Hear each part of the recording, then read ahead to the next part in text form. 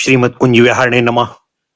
श्री स्वामी हरिदास विजय तीर्थराम, श्री युगल सरकार, सदगुरुदेव और आप सभी रसिक भक्त वृंदों के श्री चरणों में दास का साष्टांग दंडवत प्रणाम।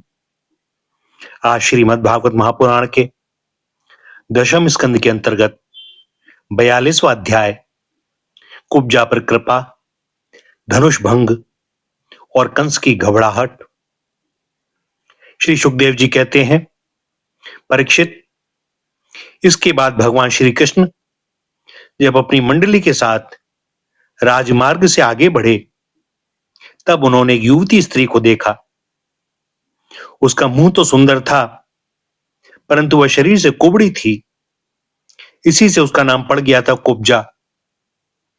वह अपने हाथ में चंदन का पात्र लिए हुए जा रही थी। भगवान श्री कृष्ण प्रेम रस का दान करने वाले हैं। उन्होंने कुब्जा पर कृपा करने के लिए हंसते हुए उससे पूछा, सुंदरी, तुम कौन हो? यह चंदन किसके लिए जा रही हो? कल्याणी, हमें सब बातें सच सच बतला दो। यह उत्तम चंदन, यह अंगराग हमें भी दो। इस दान से शीघ्र ही तुम्हारा परम कल्याण होगा। उपटन आदि लगाने वाली शैरंध्री कुब्जा ने कहा, परम सुंदर, मैं कंस की प्रिय दासी हूं। महाराज मुझे बहुत मानते हैं। मेरा नाम त्रिवक्रा अर्थात कुब्जा है। मैं उनके यहां चंदन अंगराग लगाने का कार्य करती हूं। मेरे द्वारा तैयार किए हुए चंदन और अंगराग भोजराज कंस को बहुत भाते हैं, परंतु आप दोनों से बढ़कर उसका और कोई उत्तम पात्र नहीं है। भगवान के सौंदर्य, सुकुमारता, रसिकता, मंदहास्य, प्रेमालाप और चारु चितवन से कुब्जा का मन उसके हाथ से निकल गया। उसने भगवान पर अपना हृदय न्यौछावर कर दिया। उसने दोनों भाइयों को वह सुंदर और गाढ़ा अंगराग दे दिया। तब भगवान श्री कृष्ण ने अपने सांवरे शरीर पर पीले रंग का और बलराम जी ने अपने गोरे शरीर पर लाल रंग का अंगराग लगाया तथा नाभि से ऊपर के भाग में अनुरंजित होकर वे अत्यंत सुशोभित हुए। भगवान श्री कृष्ण उस कुब्जा पर बहुत प्रसन्न हुए। उन्होंने अपने दर्शन का प्रत्यक्ष फल दिखलाने के लिए 3 जगह से टेढ़ी किंतु सुंदर मुख वाली कुब्जा को सीधी करने का विचार किया। भगवान ने अपने चरणों से कुब्जा के पैर के दोनों पंजे दबा लिए और हाथ ऊंचा करके 2 उंगलियां उसकी ठोड़ी में लगाईं और उसके शरीर को तनिक उचका दिया। उचकाते ही उसके सारे अंग सीधे और समान हो गए।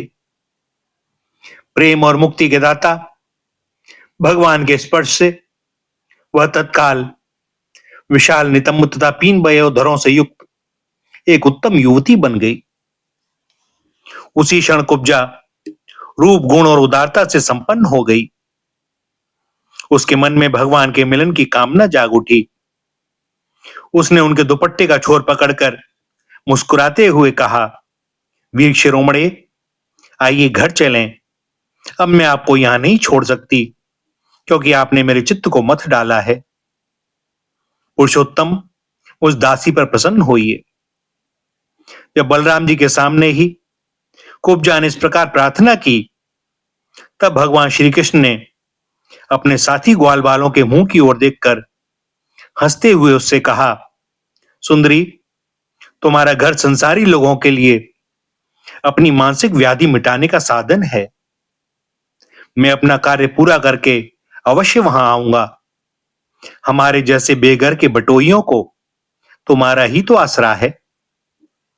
इस प्रकार मीठी मीठी बातें करके भगवान श्री कृष्ण ने उसे विदा कर दिया। जब वे व्यापारियों के बाजार में पहुंचे, तब उन व्यापारियों ने उनका तथा बलराम जी का पान, फूलों के हार, चंदन और तरह तरह की भेंट उपहारों से पूजन किया। उनके दर्शन मात्र से स्त्रियों के हृदय में प्रेम का आवेग, मिलन की आकांक्षा जाग उठती थी, यहां तक कि उन्हें अपने शरीर की भी सुध न रहती। उनके वस्त्र, जूड़े और कंगन ढीले पड़ जाते तथा वे चित्रलिखित मूर्तियों के समान ज्यों की त्यों खड़ी रह जाती थीं। इसके बाद भगवान श्री कृष्ण पुरवासियों से धनुष यज्ञ का स्थान पूछते हुए रंगशाला में पहुंचे और वहां उन्होंने इंद्रधनुष के समान एक अद्भुत धनुष देखा। उस धनुष में बहुत सा धन लगाया गया था, अनेक बहुमूल्य अलंकारों से उसे सजाया गया था, उसकी खूब पूजा की गई थी और बहुत से सैनिक उसकी रक्षा कर रहे थे। भगवान श्री कृष्ण ने रक्षकों के रोकने पर भी उस धनुष को बलात्कार से उठा लिया। उन्होंने सबके देखते देखते उस धनुष को बाएं हाथ से उठाया, उस पर डोरी चढ़ाई और एक क्षण में खींचकर बीचों बीच से उसे उसी प्रकार से दो टुकड़े कर डाले जैसे बहुत बलवान मतवाला हाथी खेल ही खेल में ईख को तोड़ डालता है। जब धनुष टूटा तब उसके शब्द से आकाश, पृथ्वी और दिशाएं भर गईं। उसे सुनकर कंस भी भयभीत हो गया। अब धनुष के रक्षक आत्ताई असुर अपने सहायकों के साथ बहुत ही बिगड़े।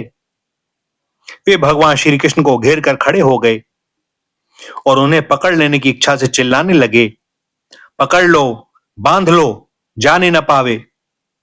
उनका दुष्ट अभिप्राय जानकर बलराम जी और श्री कृष्ण भी तनिक क्रोधित हो गए और उस धनुष के टुकड़ों को उठाकर उन्हीं से उनका काम तमाम कर दिया। उन्हीं धनुष खंडों से उन्होंने उन असुरों की सहायता के लिए कंस की भेजी हुई सेना का भी संहार कर डाला। इसके बाद वे यज्ञशाला के प्रधान द्वार से होकर बाहर निकल आए और बड़े आनंद से मथुरापुरी की शोभा देखते हुए विचरने लगे।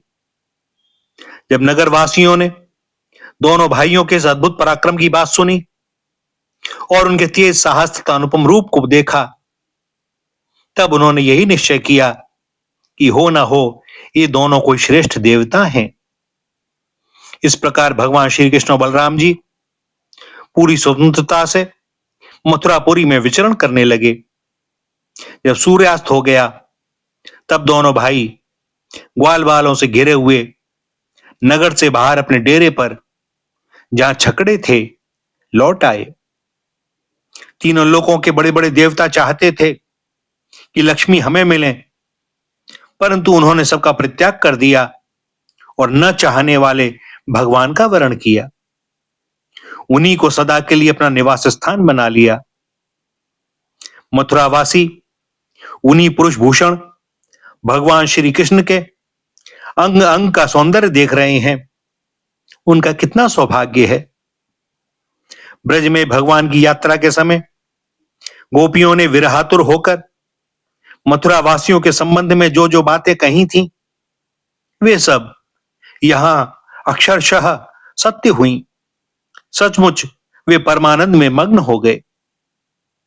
फिर हाथ पैर धोकर श्री कृष्ण और बलराम जी ने दूध में बने हुए खीर आदि पदार्थों का भोजन किया और कंस आगे क्या करना चाहता है, इस बात का पता लगाकर उस रात को वहीं आराम से सो गए। जब कंस ने सुना कि श्री कृष्ण और बलराम ने धनुष तोड़ डाला, रक्षकों तथा उनकी सहायता के लिए भेजी हुई सेना का भी संहार कर डाला और यह सब उनके लिए केवल एक खिलवाड़ ही था, इसके लिए उन्हें कोई श्रम या कठिनाई नहीं उठानी पड़ी, तब वह बहुत ही भयभीत हो गया। उस दुर्बुद्धि को बहुत देर तक नींद न आई।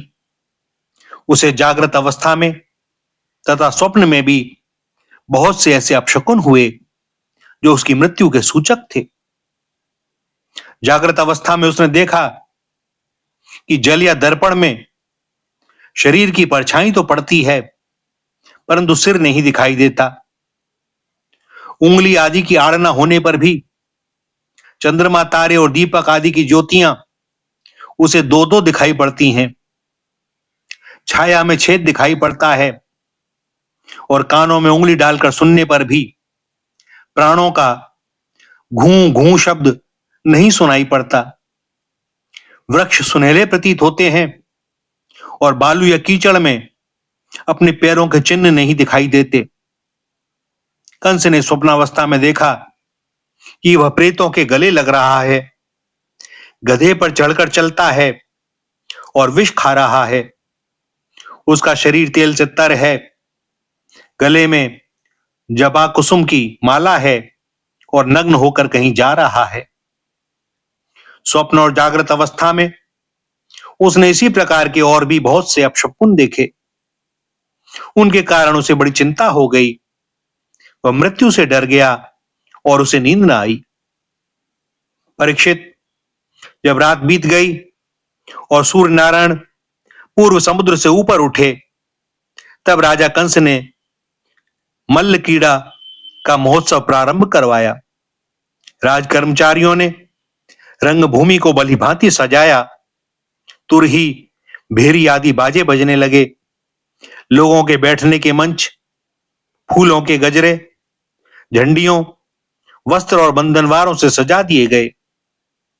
उन पर ब्राह्मण, क्षत्रिय आदि नागरिक तथा ग्रामवासी सब यथास्थान बैठ गए। राजा लोग भी अपने अपने निश्चित स्थान पर जा डटे। राजा कंस अपने मंत्रियों के साथ छोटे छोटे राजाओं के बीच में सबसे श्रेष्ठ राज सिंहासन पर जा बैठा। इस समय भी अपशकुनों के कारण उसका चित्त घबराया हुआ था। तब पहलवानों के ताल ठोकने के साथ ही बाजे बजने लगे और गर्वीले पहलवान खूब सज धज कर अपने अपने उस्तादों के साथ अखाड़ों में आ उतरे।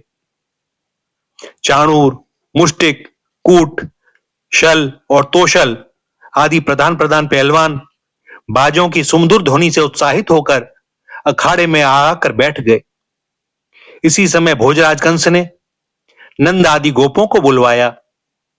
तब उन लोगों ने आकर उसे तरह तरह की भेंटें दी और फिर जाकर वे एक मंच पर बैठ गए।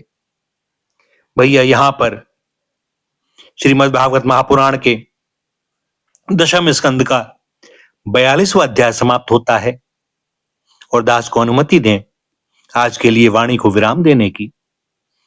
आगे श्री हरि की जैसी जो इच्छा।